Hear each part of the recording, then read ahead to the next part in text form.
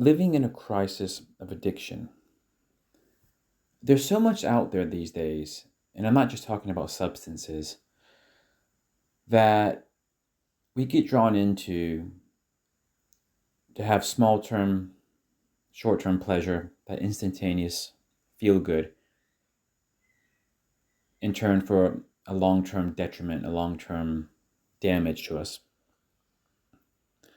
Many people would say that a large part of society these days is rather corrupted, whether it's your circle of friends, the media you watch, your governments, sometimes the people you work with. And a lot of us really don't like to admit it, but we often find ourselves living in some kind of circle where you yourself, just to fit in, you have to, in a way, corrupt yourself to at least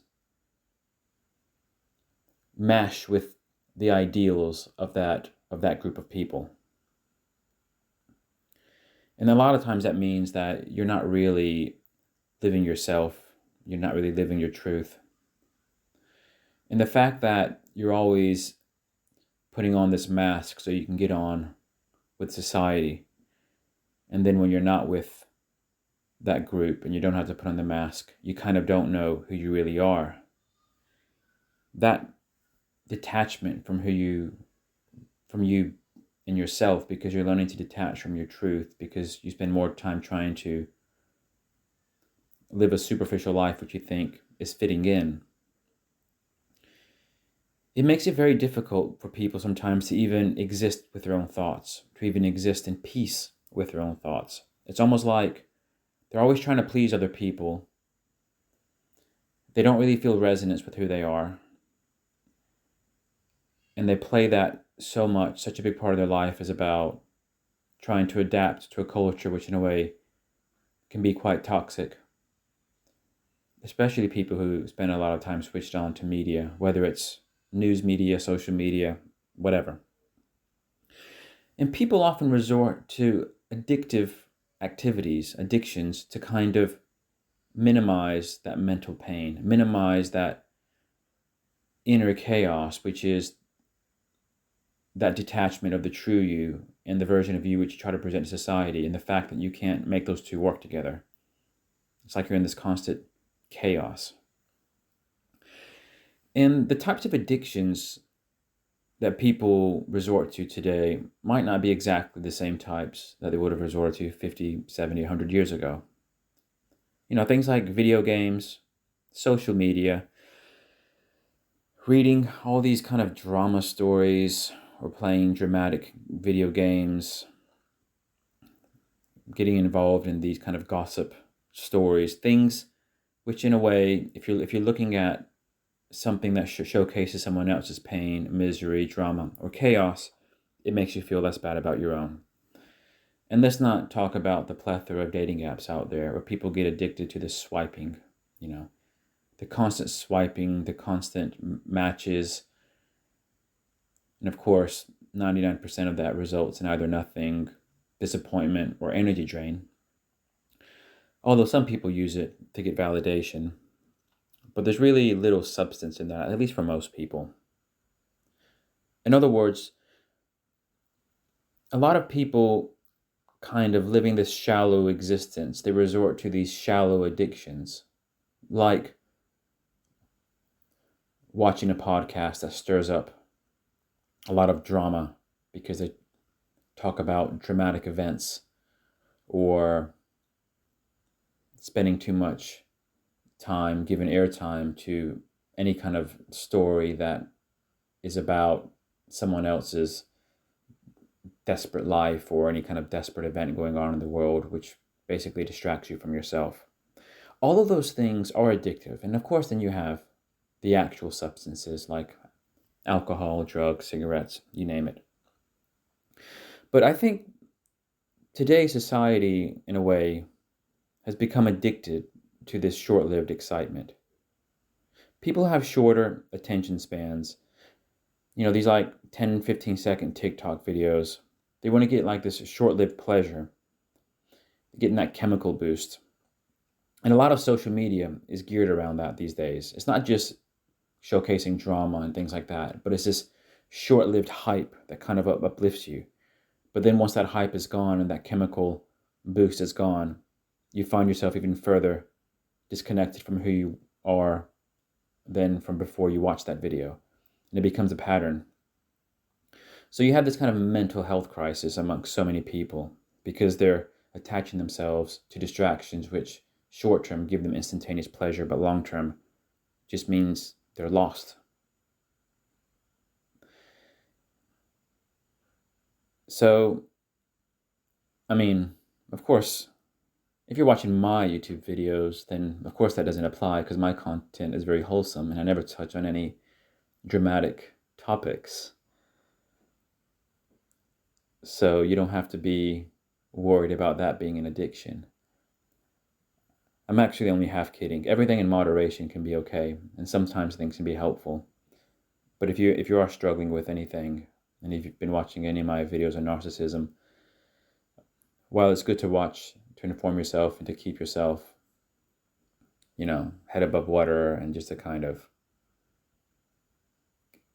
stay no contact. If you have been no contact, just steer clear of people who demonstrate red flags, or they show red flags.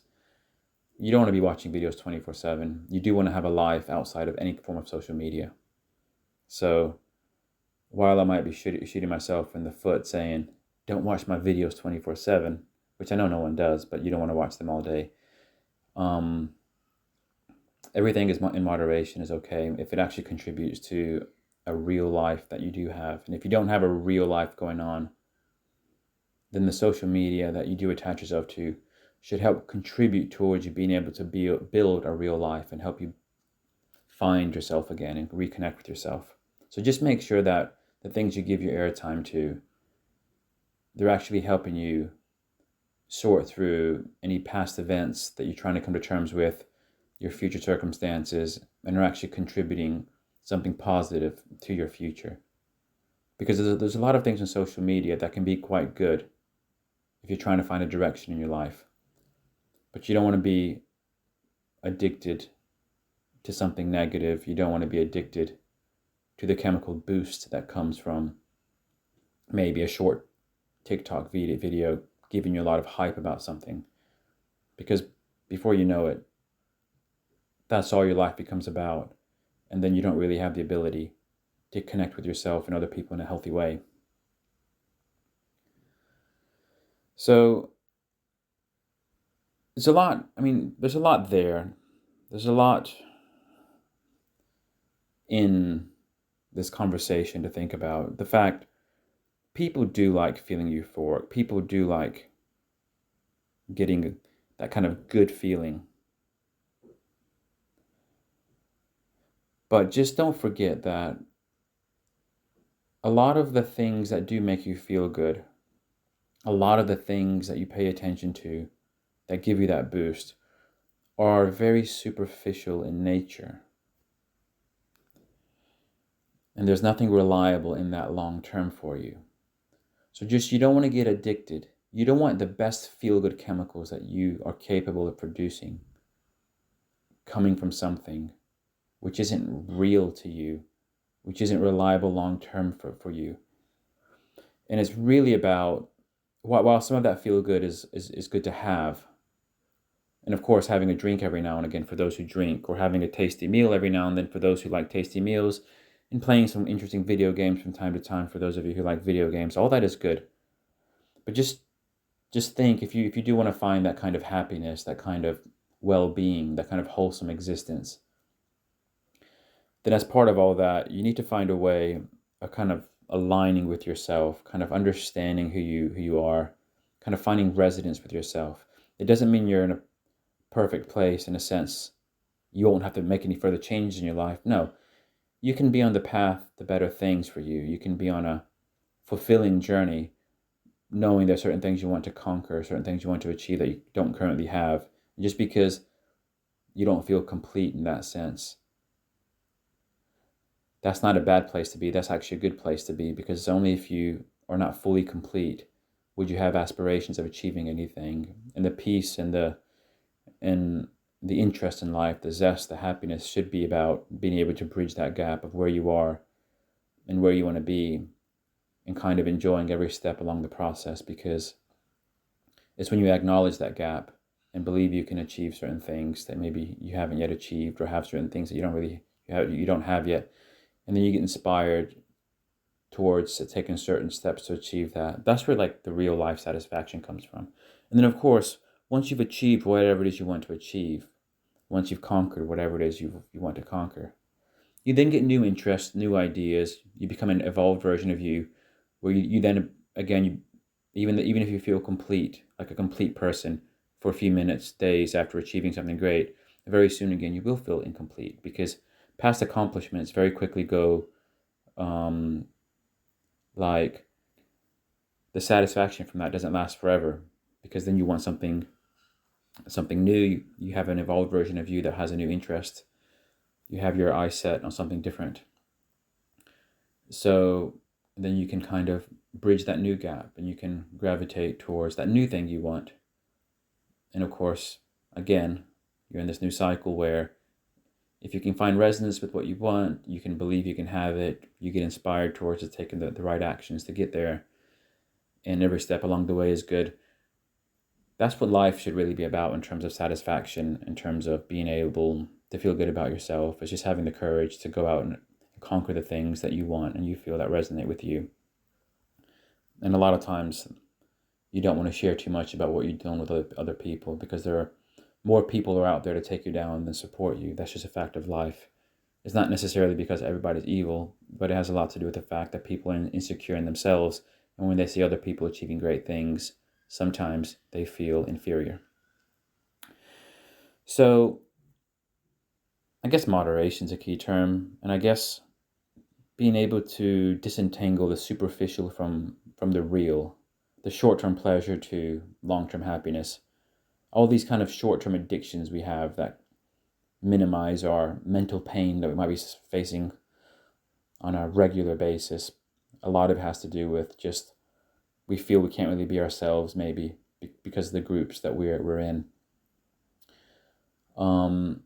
If you can kind of find that resonance with yourself, then you can find that peace, and you can always find yourself gravitating towards more healthy settings, situations, and a more wholesome life for yourself at the end. Thanks for watching.